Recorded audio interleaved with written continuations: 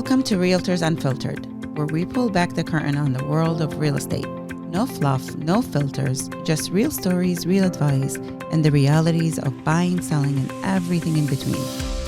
This is your host, Inas Latif. Whether you're a client looking for your dream home or an agent seeking inspiration and insight, you've come to the right place. Let's get started.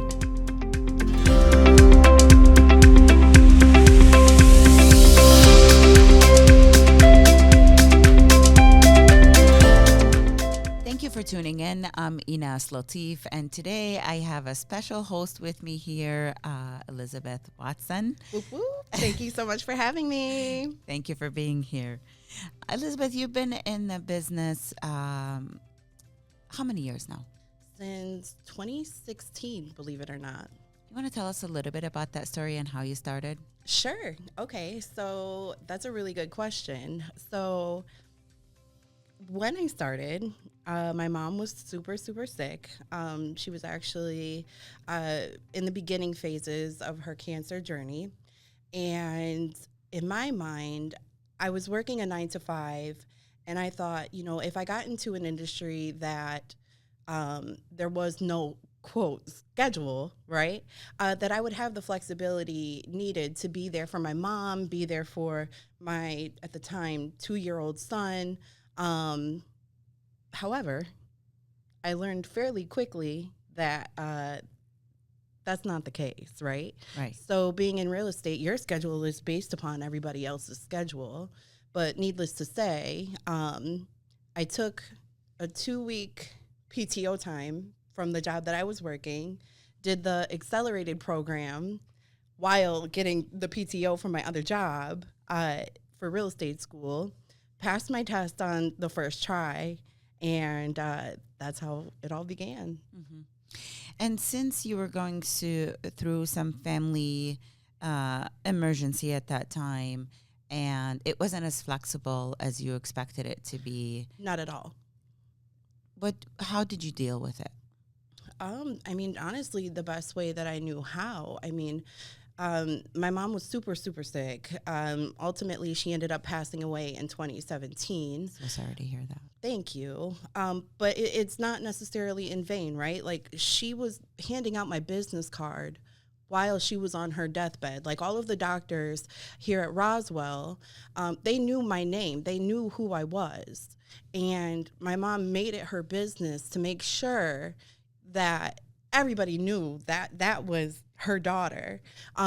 So from that point moving forward, it's kind of like, how can you not leverage that and uphold that promise that you made to someone in their last days? Like, you don't really have a choice. Like, you have to go hard or go home. Right.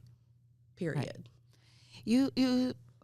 I know you well, but the listeners don't. And you're a person with a big heart and feel things deeply.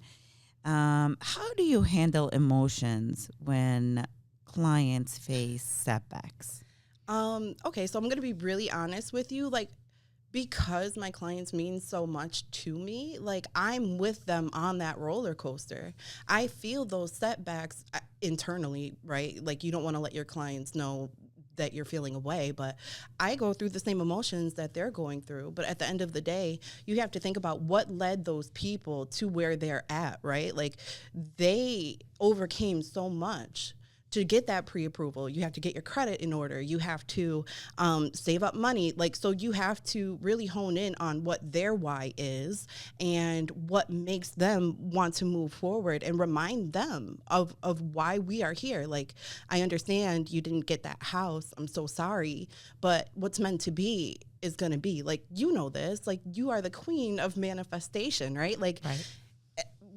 Clearly, we need to manifest something else for you. Right.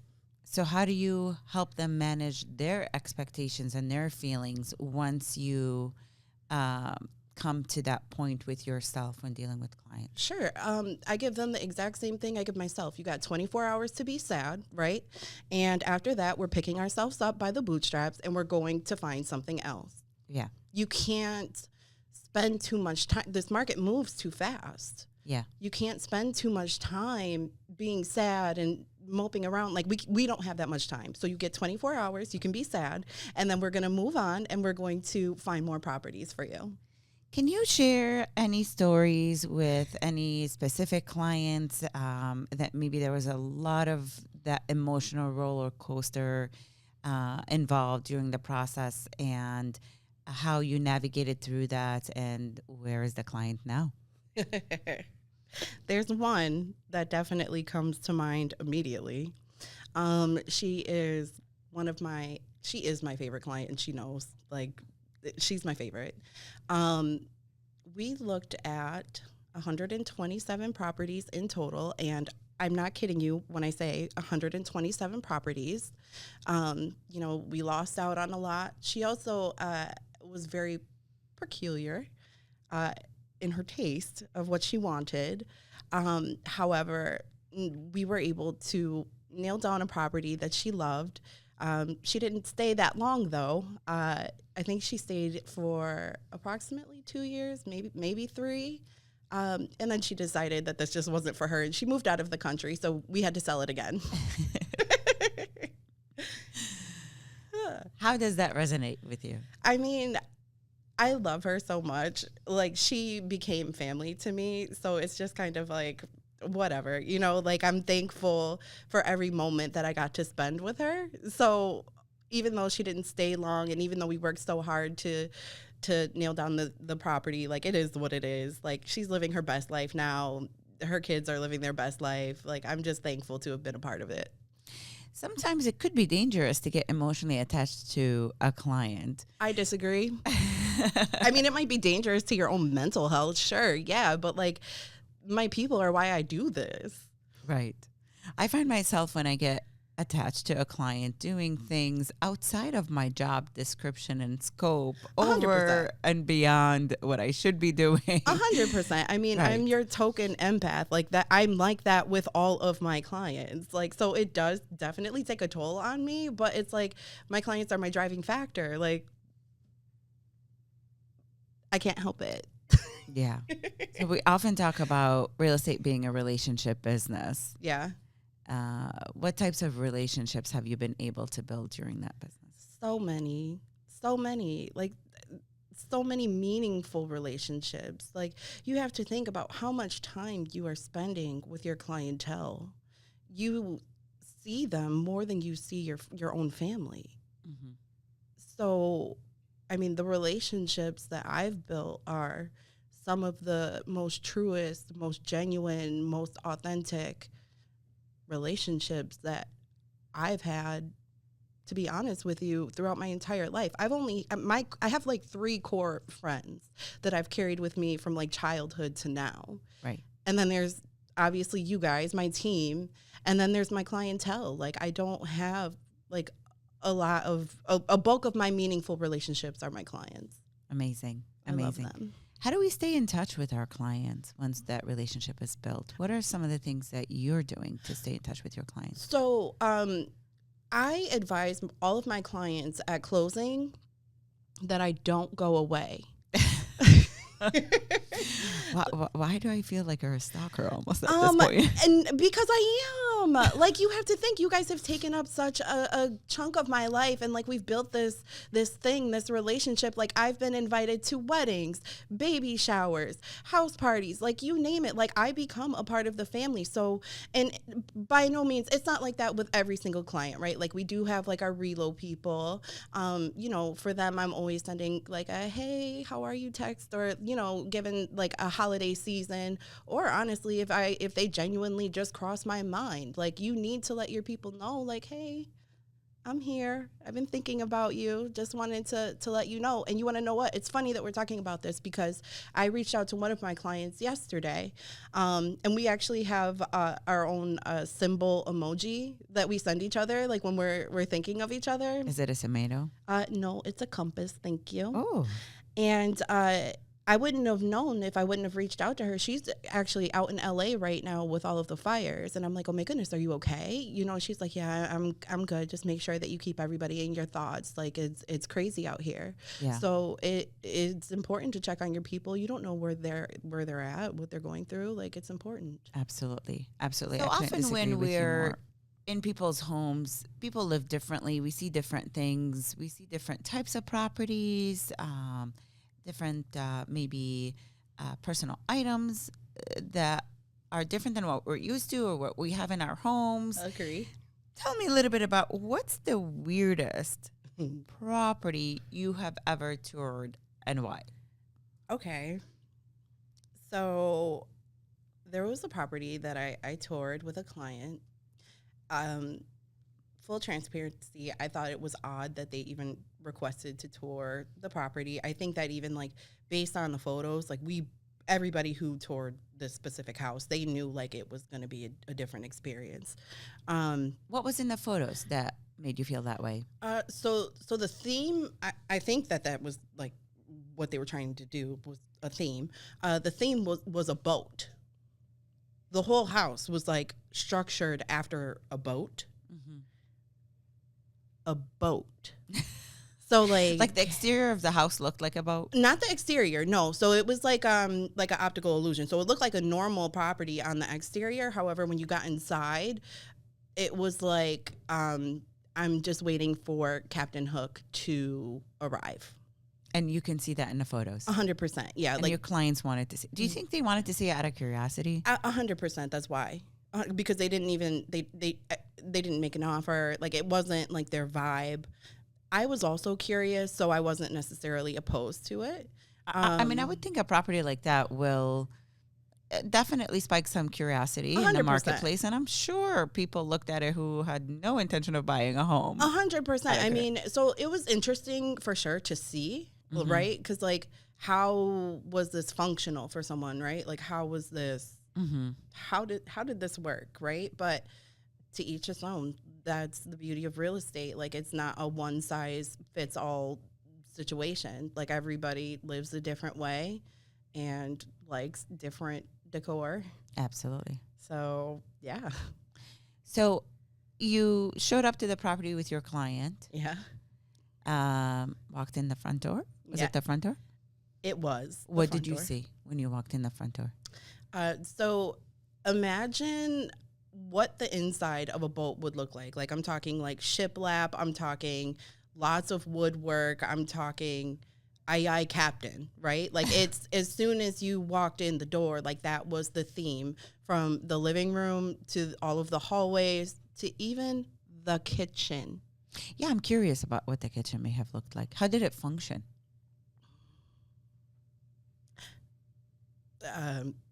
I want to say it didn't. However, that's a great question. And it's something that I will never be able to answer for you. I mean, it had cabinetry, it had countertops, there was an island, and everything was wooden.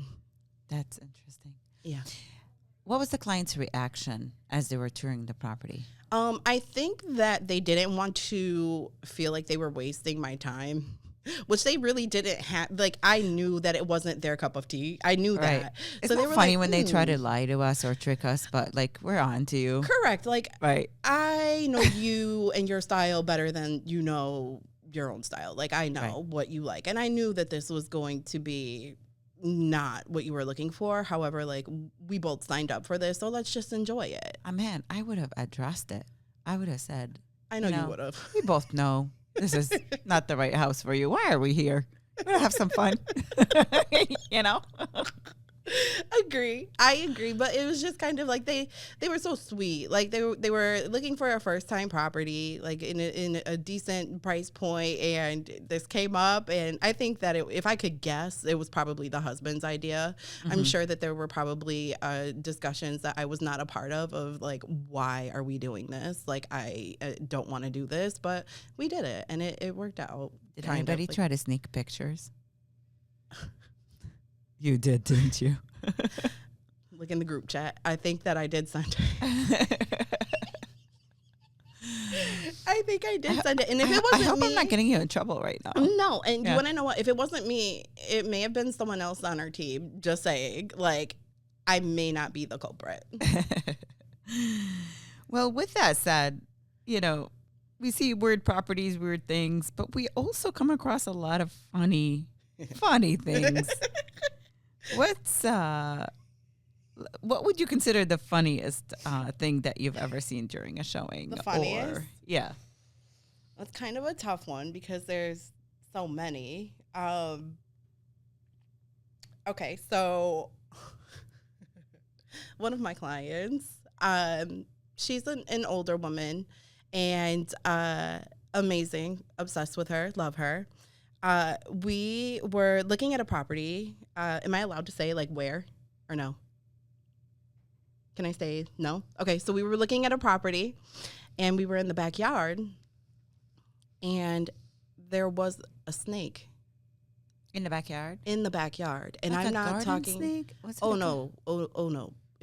Well, I mean, where I live, there's not a lot of snakes. This was a little bit in a more rural style area, right? So I didn't even think to look for snakes, but she spotted one right away. And when she seen it, she started screaming and running. Bear in mind, like I won't disclose her age, but she's not like a what's the saying, like a spring chicken or whatever. Like, so she was like running and screaming, and her son was laughing so hard. So hard. And he didn't even try to like save her either. Like he was just laughing the whole time. And she's also like very dramatic, right? That's not very nice. The lady was scared. Exactly. And you would think that I would. What did you do? I couldn't believe what was happening. I was also kind of scared, but luckily the snake was chasing her. Oh my goodness. Yeah. So, I mean, eventually. I think the snake smelled that she was fearful. Probably. Right? Sensed her fear. More than likely. I mean, eventually she outran the snake, which made it even Oh more my funny. Her son did, make sure she was okay after the fact, and he was like, "Oh, Mom, are you okay? I hope that you're okay." And she was just how old was her son? I want to say in his early 30s, maybe. Oh, so a late man. 20s. Oh, 100%. 100% a man.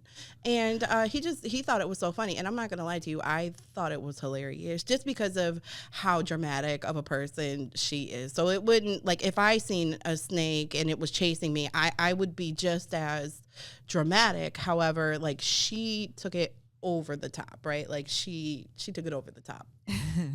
So you would say that's the funniest moment. Right. For sure. How about any funny things you've seen at a property?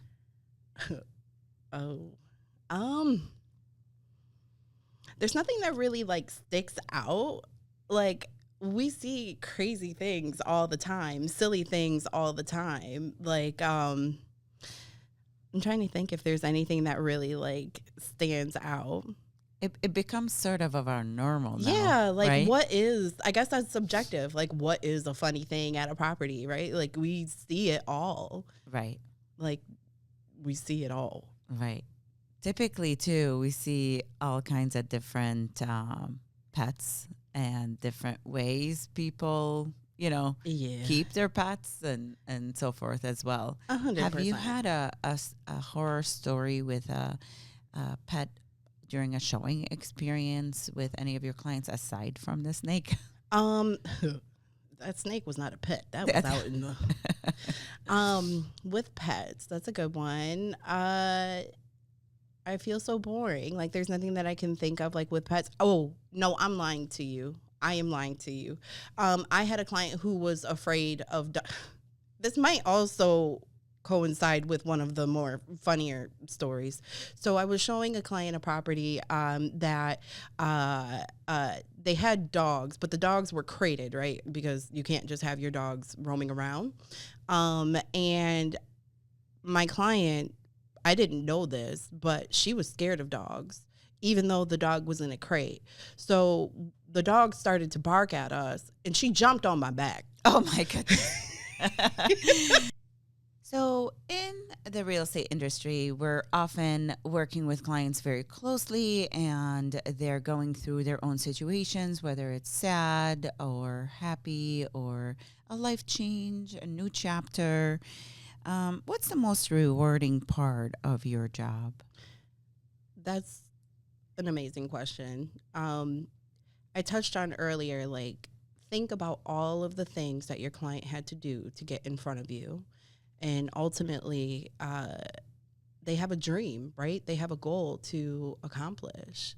And to be a part of something so meaningful and something that they worked so hard for, I mean, you can't put like a price tag on that. Like, I love to be a part of it. Like, the happiness is just Especially for first-time home buyers, right? 100%. Right. 100%. Or even like how you said, like, selling real estate is not always like a happy experience. Like, we have to deal with like real life issues. Like, there's divorces, there's estates. Helping both of those parties like get to the next chapter and close that door and move on to something better and just more where they need to be, get them where they need to go. I mean, that's again, like, And we talked earlier about the emotional roller coaster and being emotionally involved with some of our clients Yeah. based on their situation. Once the job is done and they're able to move on to the next chapter in those cases, how do you feel? How does that make you feel? I mean, it feels amazing to know that we genuinely help them and to move on. Right. Like, I love it. Yeah. Like, that's I why. personally get fueled by it. Absolutely. And motivated to help even more people, you know. It's But addictive. You want to do it again It's and again. very, very and again. addictive. Yes. Right? Absolutely. Well, to me it is. Absolutely. And like, it's like you feel like you're making a difference in this world. Like, although like in the grand scheme of things, like it may be something very small, you're impacting someone's life in a big way. Right. No matter what kind of transaction you're handling. So like, I'm here for it. So handle it with care, right? Right. How do you deal with burnout or, since we know that this business can be around the clock, 7 days a week, we're taking clients' calls around the clock. We're dealing with issues. We're dealing with their emotions up and down, roller coaster of that. How do you deal with burnout? I'm sure there are moments where you're just extremely... Absolutely. I mean, there's many moments that I experience that. So like, I'm the type of person where like I will push myself to no limit, like to the point where it's almost become unhealthy. So to be honest with you, I'm still learning how to deal with it. I'm trying to be more mindful of self-care and setting boundaries. What are some of the things that you have been trying to implement that you found that worked for you? Just not responding to calls and texts after 9. I know that, some people feel like an issue may be urgent past that time, but in real life, like what's going to happen between 9 p.m. and 8 a.m.? So I am trying to be more mindful of that and setting that boundary. I'm not saying, don't reach out to me, but like I also do need to take care of myself, and I'm acknowledging that. Right. That's like my me time. Right. That's as far as I've gotten with it, though. Like, I'm 9 o'clock is pretty late already. Since we start, especially start in the with morning. kids. Like my kids, like I'm trying to keep them on a schedule, trying to make sure that they have some sort of structure in their life. Like 9 o'clock is like my cutoff. Mm-hmm. And that's more than fair. I always tell people 9 to 9 are my hours. And I still feel 9 is a bit late, but I'm still willing to, respond up until that point. 9 to 9 are my hours. You can certainly reach out to me sooner if I'm able to get to where I will, or later. And if I'm out and about and awake and able to get to where I will. 100%. But to your point, we need to rest. We need to refill our cup to be able to pour from the next day. 100%. And I feel like with this industry being so addictive, right? Like you're ready to move on to the next project. You're ready to talk to the next client. Like it's very easy to get lost in that. And like if you put so much of yourself into these clients and into these transactions. Like, if you don't take care of yourself, you will run yourself to the ground. 100%. And this way, it won't be beneficial to you, your family, or your clients. 100%. And the current deals that you have going on that you have to take care of. Couldn't agree with you more. We can't afford to not function even one day. I know. And like, when you do take, like, in the event that like you're sick, right, you have to take that one day off, or, you know, if you're really sick, you're taking maybe 3 days off. Like, your stomach is in knots because it's like, you want to be there. You want to be present. You're scared about, like, what are you missing? Like, it's hard to be away for too long, but Right. you have to take care of yourself. Right. It's so toxic. Like, you can't get away from it, right? What are some of the self-care techniques that you have been using in your daily routine?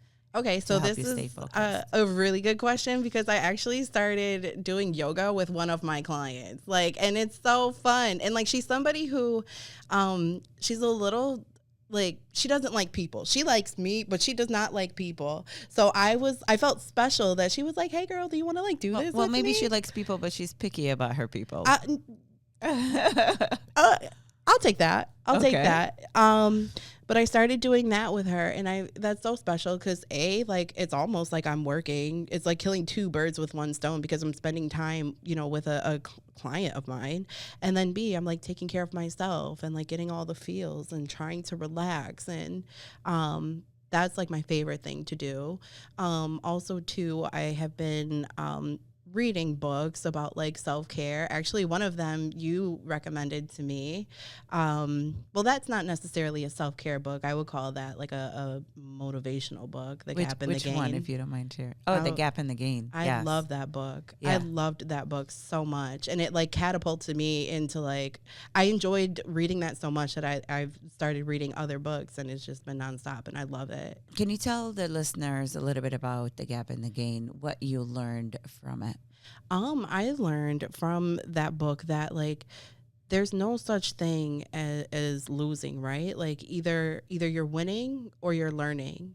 And if you can look at every circumstance in your life and evaluate it and say, okay, like, even though I had a tough time through whatever a certain circumstance was, what was your takeaway from that? Right. It definitely changed my perspective on like how I look at life. Like, prime example, like, although my mom passed away, would I be in this industry if she didn't? Mm-hmm. No, I was looking for flexibility. Right. So That it's led kind of you like, here. yeah, Right. you have to learn how to change your mindset. And I think that a lot of this industry, it's like that. Like, you have to have tough skin, and you have to be ready, willing, and able to learn. Mm-hmm. And that advice really goes on a personal level, Yep. a business level, family level, friendships, relationships. It really applies Everywhere to in all. life. Yes. And it's a great advice. Thank you, Elizabeth, for sharing it with us. And I do highly recommend the book, The Gap. You shared it with The me. Gap and the Gain. I did, and I feel like maybe I need to listen to it one more time as well. It's so good. Yeah. Elizabeth, thank you again for being here with us, and thank you to everyone who tuned in. Till next time. Thank you for having me. See you guys on the next episode of Realtors Unfiltered. Thanks for listening to Realtors Unfiltered, where real estate meets reality. If you're ready to buy, sell, or explore joining our team, visit us at inaslatifsalesteam.com. Until next time, keep it real.